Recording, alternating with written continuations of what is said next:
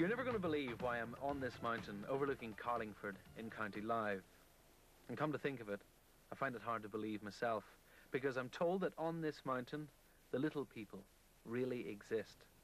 In fact, this man, Kevin Woods, who's the chairman of the Carlingford Tourism Association, firmly believes that there are little people in these mountains, so much so that he's having a leprechaun hunt on Easter Sunday. But before we talk to him, let's meet the man who claims to have met the people who have met the fairies.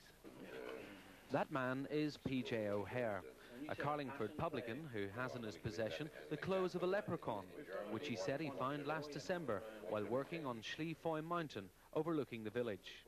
Well, this is a small case, just a suitable case for showing off what we found on the mountain that morning. The reason I was up at that hour was purely commercial. There was an American walker on the mountain and he saw a little garden and he wanted to buy it as a prospective building site. I couldn't locate the garden from down here, so I went up to look for it. And on my way up I heard these cries, and then I met Brendan McCavitt, the local school teacher, who was out jogging. And I asked Brendan did he hear the cries, and he said he did faintly.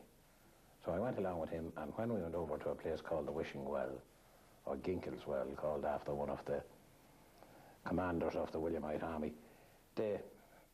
on the ground we found these three pieces, the hat and the tunic and the trousers, just scattered as if they'd been discarded suddenly and haphazardly, and they were slightly covered with a sort of a grey soil or ashes, really.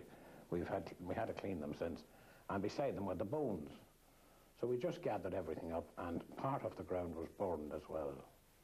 I also meant to tell you that there were coins with the suit.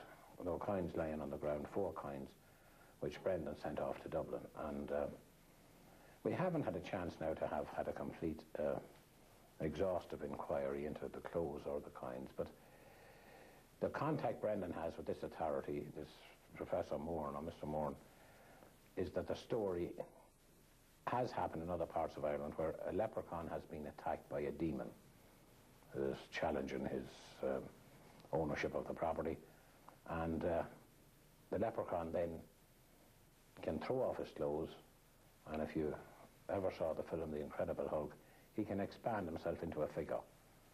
Now, as big possibly as a sheep or a ram standing on his hind legs, or a greyhound standing on his hind legs. Can we have a closer look at these clothes? Can you take them out of that case? Let's have a look at the hat first of all. That's the little hat now, and the jacket. And if we try to hold them together, allowing room for his head, and then his, I don't know how he kept his trousers up, but he didn't leave his shoes. Now, Kevin, you look like a sensible man. Do you really believe in leprechauns? Yes. I believe that PJ has found the suit and bones and sovereigns on the mountain, and I believe some of the stories that I've heard about leprechauns. I suppose it's easier, Ron, to say that I don't believe or disbelieve. I simply believe what I have seen on this occasion, yes. Could there be lots of fun on Easter Sunday here? It should be a fabulous family day. What if they find the real McCoy?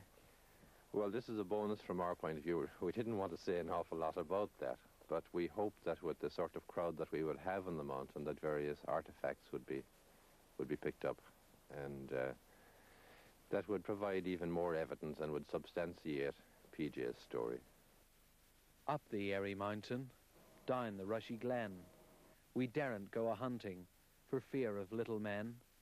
Wee folk, good folk, trooping all together, green jacket, red cap, and white owl's feather. Well, I don't know what you think, but I really do believe that the little people exist on this mountain behind me. And I, for one, will be here on Easter Sunday to see if I can find a leprechaun. Top of the morning.